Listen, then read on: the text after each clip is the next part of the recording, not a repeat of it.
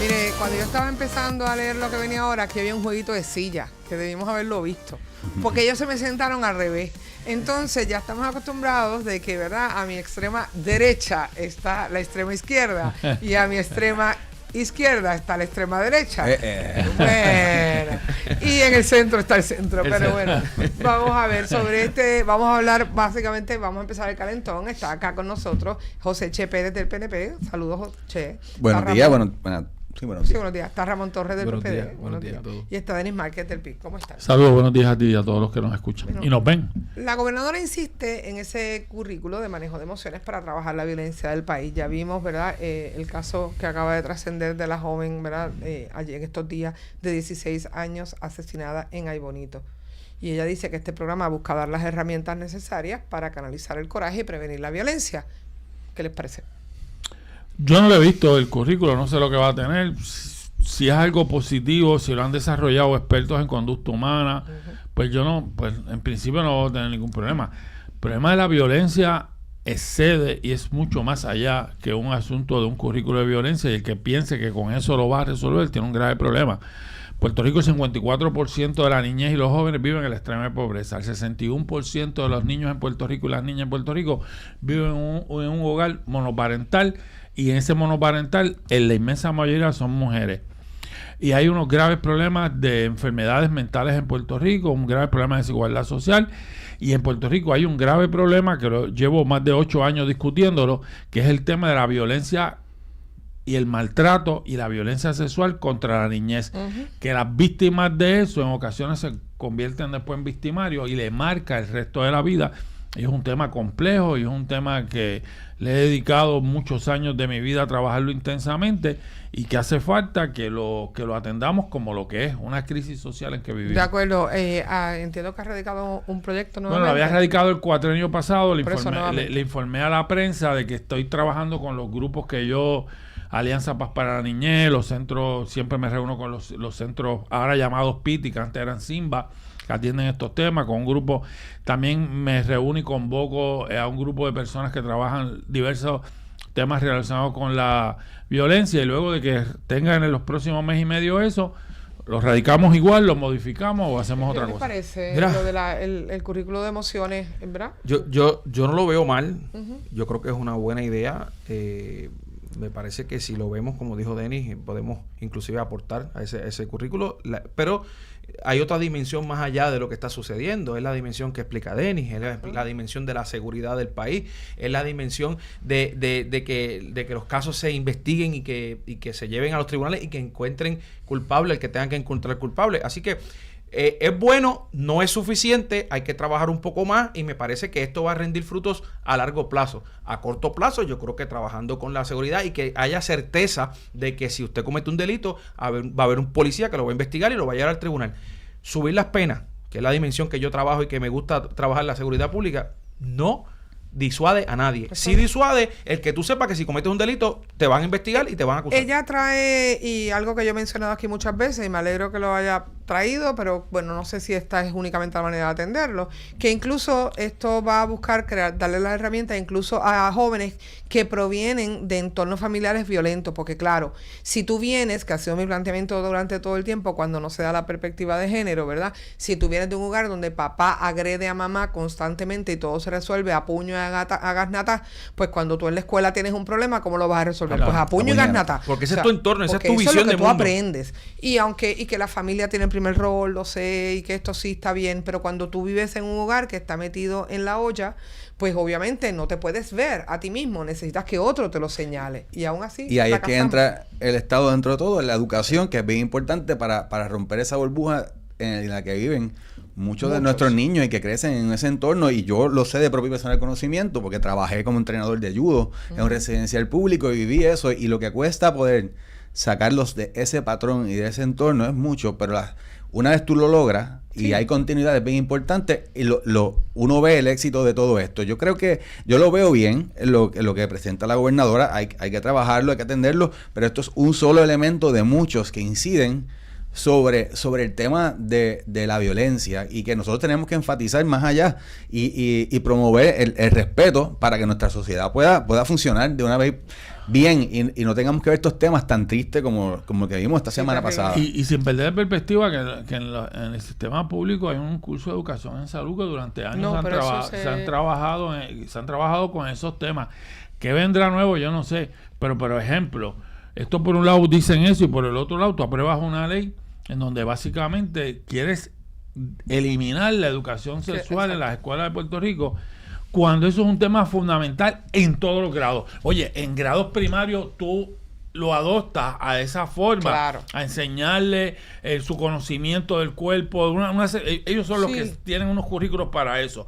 Lo que pasa es que aquí, y cuando llega a escuela superior, que están activos sexualmente, eso es una realidad estadística en este país, pues tienes que hablarle de la sexualidad para protegerlo. Y sobre todo para poder identificar si vivimos en la olla, que yo siempre trato de poner el ejemplo de que está la persona que está metida en la olla. Tú planteabas lo del maltrato en los niños, ¿verdad? De alguna forma el abuso sexual. Entonces, si tú no tienes la clase de sexualidad donde alguien también te dice es incorrecto, porque mamá, papá o la olla donde estás metido, que estás viviendo el abuso, nadie te lo va a explicar, porque obviamente lo estás viviendo. Así que necesitas un vecino, necesitas y donde hay preguntas, tiene que haber respuestas, y si no las consigues en la escuela con los profesionales, la vas a buscar en la calle o en el internet. O en el internet. Que no hay ningún filtro. Y por esa línea también yo presenté el pasado 4 años una medida y la volví a radicar también ahora, que tiene que ver también con este asunto de violencia en contra de los menores para protegerlos. Los jóvenes son muy ávidos de utilizar las aplicaciones. Frente a las figuras de autoridad, a veces se sienten cohibidos de expresar lo que está pasando. Y yo estoy proponiendo la creación de esta aplicación, se llama Cuéntamelo.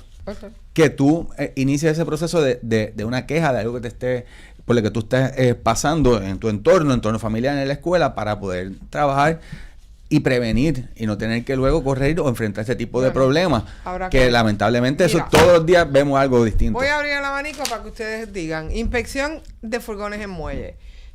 Aquí se van los chavos como si fueran, olvídate, regalados.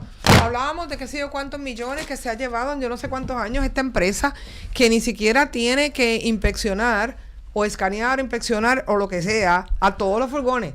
Y pues no sé por qué se gana el dinero. Yo hace poco llegué a la mayoría de edad. Desde que yo soy niño, el tema de la inspección de los furgones es un tema recurrente en el gobierno, en la Asamblea Legislativa, en el país. Es que es imposible inspeccionarlos todos, que entran un montón, que si se supone que se tengan unos famosos escáneres. Es un tema tan recurrente y todos sabemos que por ahí entran drogas, armas y un montón de cosas. Pero no han procesado a nadie. Eso es como un mito. La inspección de los furgones es como un mito en este país. Y lo importante de esta propuesta no es la inspección de furgones desde el punto de vista de seguridad, que es muy importante y hay que hacerlo. Es desde el punto de vista de que no existe un reglamento y una ley que obligue a pagarle a esta compañía que se le está pagando, y que esto sería, si esto se aprueba, sería un ahorro inmediato a los furgones. Pero ¿por qué le estamos pagando por algo que no inspecciona? Que porque no a alguien se le ocurrió pero chico, pero lo ha pasado allí. Entonces un contrato que hizo un amigo abogado, que no sé quién es, digo amigo abogado porque los trato así, que de eso. Aquí 2, 3 somos. Ajá, yo sé. Por eso lo digo. No los tomen a mal. Un amigo, yo no lo digo en no todos se lo lados. cojan personal. No lo dices en todos lados. Haces bien. No hay problema.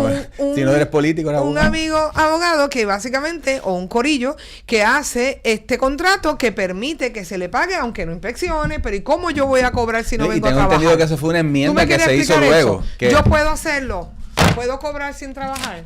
Bueno, se supone que a ti te paguen por lo que tú haces, tanto en trabajo como en los contratos. Pero estas son las cosas que pasan en este país, que uno a veces no tiene explicación, y que vamos a ver cómo se va a tener. Entonces la Junta, ¿qué hizo la Junta para detener esto? O si se llevó allí, porque estuvo esta mañana aquí el exdirector de Puertos y dijo que lo había presentado allí. ¿Qué pasó? Y es una propuesta, una queja que lleva por mucho tiempo el centro, el sector ¿De puerto? El sector comercial. Gracias. El sector comercial, y yo creo que ya son más de 20 millones anuales que y esta compañía se está haciendo de mucho dinero también por no hacer el trabajo que supone por el cual se haya contratado a ellos. Definitivamente yo creo que hay que buscar la alternativa para rescindir este contrato y que sea en beneficio. La seguridad es otro asunto y también están las agencias federales. Que tienen jurisdicción sobre este tema. Es otro ejercicio también que hay que hacer para ver cómo podemos atraer más recursos y que sea entonces mucho más eficiente la fiscalización, porque definitivamente nosotros vivimos en un archipiélago, la inmensa mayoría entra por acá, así que ahí tienen que estar enfocados los recursos, pero no podemos seguir pagando por algo que no es eficiente, que no es transparente y que nos cuesta demasiado. Ese pero puerto, el informe Contralor es del 2019. Lo dice, estamos hablando de hace 7, ¿cuánto? Estamos en el 25. A ver. Esa es mi pregunta. Por eso es que yo sigo insistiendo que esto es un tema tan recurrente. Esto es igual, hago el paralelismo como las bombas de acueducto en las zonas inundables, que todos los años y todos los cuatrienios investigan y sigue siendo el mismo desastre. Pues el tema de los furgones es lo mismo. Claro, ahora nos traen a la atención el asunto del contrato y de que es leonino. Pues no se puede, hay que, pues sí, alguien debió hacer tiempo. ¿Cuándo? Alguien debió hacer tiempo, claro, alguien del gobierno. Bueno, pero ese es mi punto. ¿Cómo es posible que, mire, nosotros tenemos representantes, senadores, gobernadores, directores de agencias, jefes de agencias, ayudantes, alternos, choferes, pero al final del día responsabilidad del gobierno, nadie, está bien, pero el legislativo está atendiendo ahora mismo porque hay una legislación presentada para atender el asunto. El ejecutivo en el pasado, yo estaba escuchando parte de lo que decía Pisa, había intentado establecer las negociaciones, eliminar nuestras cláusulas leoninas dentro del contrato y le resultó bastante cuesta arriba. Son asuntos también técnicos. Una vez tú firmaste, esa es la ley entre las partes. Entonces, toma un tiempo y hay unos procesos para poder litigar todo eso que también cuesta. Pero mientras esto siga sucediendo, y aquí seguimos pagando por algo que no tenemos que estar pagando y no hay consecuencias con quien tomó la decisión errada, va a seguir sucediendo. O sea, hasta que no le formulen cargos criminales o no voten a alguien que sufra una consecuencia porque cometió un error o porque lo hizo a propósito y nos tiene esclavizados de este sentido, no va a seguir pasando. O sea, de acuerdo. Yo siempre recalco consecuencias, tiene que haber consecuencias. A mí no me gusta ser punitiva, pero sin embargo entiendo el punto, porque es que ya, o sea, o es eso, o es abrir una oficina y decirle a todos los secretarios de agencia, no, usted no hace nada. Bueno, pero usted supervisa el personal, todos los contratos que usted vaya a firmar van a ir centralizados a una oficina de gente, no sé, de otro tipo de abogados, no sé, pues sáquenlo de la mata de plátano, de otro tipo de abogados, para que entonces podamos hacer para el gobierno de Puerto Rico unos contratos que le beneficien al gobierno de Puerto Rico y a la gente, porque evidentemente esto pasó en educación, esto pasó en Puerto, esto pasó en Luma, esto pasó, o sea, vamos, ¿qué es esto? ¿Que somos tontos o qué? Lo que finalmente iba a decir del tema era, el Contralor dice que la cláusula es leonina, pero ¿quién lo firmó? Pues, ¿Quién lo aceptó? Posiblemente, sin adelantarme en cualquier pleito sobre ese asunto, la compañía va a decir, eso fue lo que se acordó. Claro. Y había objeto, como dirían estos dos que son abogados, objeto, consentimiento y causa. Está bien, me parece perfecto, pero ¿quién vela? Es lo terrible. No, por lo tanto, es previo al contrato, cómo tú haces las cosas bien. Yo no me estoy cuestionando el contrato, yo me estoy cuestionando qué funcionario. En vigor en 2010, hubo unas enmiendas también. ¿Qué funcionario que paga usted en casa y que pago yo está representándonos a nosotros? Y que tiene un derecho de fiducia por a mí no me importa el contrato ahora. El contrato ahora realmente es una cosa que no es tolerable ahora con ello, pero pasó en todas las agencias, está pasando. La pregunta es, ¿qué funcionario nos representa usted y a mí? Si no es el empleado del gobierno de Puerto Rico, que al final es empleado de todos los constituyentes, ¿a quién ustedes responden? Por eso es que hay que identificarlo y hay que formularle cargos criminales por no cumplir y por esa razón tengo que reconocer que el compañero José Aponte siempre ha sido muy vocal, sobre todo en este tipo de temas, y ha estado muy pendiente desde que esta controversia han sido, como decía Denis, recurrentes. Y él estuvo aquí hace un rato explicando no fui yo, fue el otro. Y ese es nuestro rol también, fiscalizar, y se está haciendo hasta las propias administraciones de nuestro propio partido. Y no, los políticos tienen que, o sea, la gente que asume cargos públicos en este país tiene que parar esto. Y vuelvo y te digo, o es esa función tuya de mandar a la gente para la cárcel si comete un error, bueno, ok, o se centralizan los contratos y se dice, ok, imagínate tú qué cosa sería esta terrible, en ninguna dependencia con toda la burocracia que tenemos y toda la lentitud y todo eso, imagínese entonces poner un bufete de abogados responsable de todas las contrataciones a nombre del gobierno de Puerto Rico para que pueda revisar siempre con los mejores intereses y el beneficio a los constituyentes y al gobierno de Puerto Rico y que trabaje para nosotros. Eso sería privatizar las funciones del Pues, gobierno, porque al final del día los que están allí, los que se escogen, los que se designan para como funcionarios públicos, tienen que estar, su función principal es Pues defender claro, los derechos de nosotros. pero no Y lo mira, están. Yo escuché una vez y lo repetí hace poco y hasta me criticaron que el primer acto de corrupción de un funcionario público es aceptar un puesto porque no está cualificado.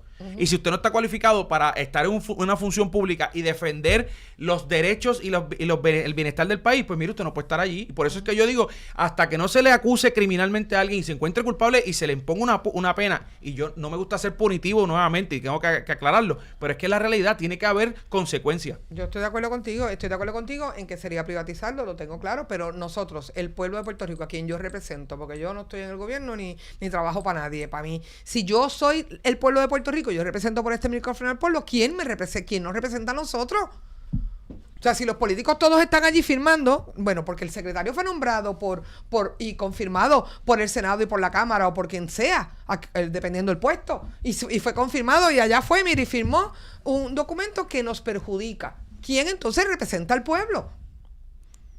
Bueno, ahí está, en este caso, el compañero Aponte, el compañero Víctor Paredes ha presentado la legislación. En Claro. otros casos también se han presentado resoluciones de investigación para atender este tema y fiscalizarlo. Oye, están haciéndolo ahora. Estamos hablando de que se han metido sobre 300, yo no sé pero, cuántos Sonia, millones en de este dólares. caso, este contrato siempre ¿Cuánto fue. tiempo tomó? Yo me acuerdo que eso fue 2008, 2009 empezó la cosa y fue una controversia amplia ha y hubo mucho denunciado- debate sobre esto. se ha denunciado y aún así cuatrenio, A mí me da hizo. mucho coraje porque Se después ha cada vez denunciado que- cuatrenio tras cuatrenio. pero no se ha hecho nada. Claro, bueno, pues entonces el que está en la toma de decisiones, el que administra la agencia, el que administra el contrato, pues es el que tiene que responder. Y ahí ¿Usted es sabe que está cuál el es el punto, problema? El también. problema es que después que se hace todo esto, se pierden todos esos millones de dólares. Que no hay chavos para pagar la pensión de no sé quién o no hay chavos para la carretera. Pon un impuesto. Pero tenemos este montón de dinero votado, perdido, casi uno podría decir tomado de forma deslegal del pueblo, de nuestras contribuciones. Entonces, este es mi punto. Yo no puedo bregar. Ahí es donde está, que no puede entrar el que opera en la inmediatez. Y los funcionarios que ocupan estas posiciones, sobre todo en el Ejecutivo, que son los que tienen que estar trabajando con este tipo de contratación, que también son técnicas, porque no es un contrato cualquiera como uno de arrendamiento. Tienen que pensarlo, en que eso que estoy firmando hoy tiene consecuencias hasta 20, 30, 40 años más. Y a veces la prisa, el atender de forma inmediata un asunto, quizá en este caso era el problema del narcotráfico y todo esto, y proyectar que se está haciendo algo, tienen las consecuencias como esta que nos cuestan demasiado de millones. La corrupción está metida. Mira, vamos a hablar de los cambios de administración de residenciales públicos. Que ahora resulta que vuelve para vivienda la situación de determinar quién puede habitar en el residencial. ¿Por qué? ¿Por qué regresa? ¿Quién administra o quién puede...? No, quien administra, pero Ajá. no va a tomar las decisiones. Esto nos va a llevar a tener un inventario real. O sea, esta función se devolverá a la Administración de Vivienda Pública. Las denuncias de cientos de apartamentos ocupados de forma ilegal, mientras que miles de personas de bajos recursos esperan por una residencia y no encuentran. Se le va a devolver esa función, ¿verdad? Esto está privatizado. ¿Qué es lo que yo estoy diciendo? Está privatizado, pero le vamos a devolver la función a Vivienda Pública. ¿Por qué? Porque el inventario no es real, porque entonces hay muchos sitios desocupados y ahora Vivienda Pública. Entonces, inicialmente privatizaste para liberar la carga de vivienda y ahora lo estás dejando privatizado, pero tomando otra vez una responsabilidad que le estás pagando al privatizador. Claro. Porque ciertamente, pero entonces si no cumplieron, antes de ir a lo que iba a decir, si no cumplieron, pues entonces quítale el contrato. Quita el contrato. Quítale el contrato. Pero todos recordamos el escándalo, ¿verdad? Que sacudió la administración del entonces gobernador Pedro Pierluisi. O sea, que eran los hermanos Walter y Eduardo Pierluisi, que eran primos o lo que fuera, no importa. ¿Verdad? La gente es responsable por sus cosas, no el gobernante, porque él no estaba allí. Pero el American Management Administration Corporation, todo el mundo lo recuerda, 3.7 millones de fondos federales se habían apropiado. Estos Es que la contratos, corrupción- estos son contratos de vivienda pública en donde está vinculado el tema del clientelismo político y las relaciones políticas en el gobierno. Y estamos hablando de que el tema de los apartamentos también está vinculado a una visión corporativista y privatizadora. Yo no estoy diciendo que tengo que examinarlo con mucho cuidado, pero el mecanismo de asignar apartamentos, incluso el mecanismo de expulsar gente o desahuciar gente, es un mecanismo totalmente de negocio y uno lo ve yo he estado presente en el Leopoldo Figueroa en Río Piedra, de cómo los propios residentes han estado cuestionando la forma en que se le cobra, la forma en que se le trata, y es parte de ese mecanismo de la privatización, porque estás con una compañía que su objetivo principal es ganar dinero, no dar un servicio de vivienda. Hay que crear la movilidad. Esa gente, vamos a salir a estudiar, vamos a salirnos del residencial para no tener que bregar con ellos. Ese dinero de privatización de esas compañías viene por unos fondos federales, y eso es gasolina para el fuego, que allá en Casablanca sigan diciendo que nosotros seguimos siendo corruptos, que seguimos siendo derrochadores de dinero y que no podemos hacer las cosas por nosotros mismos. Chicos, pero podemos decir que no. Bueno, lo que pasa... O sea, hoy...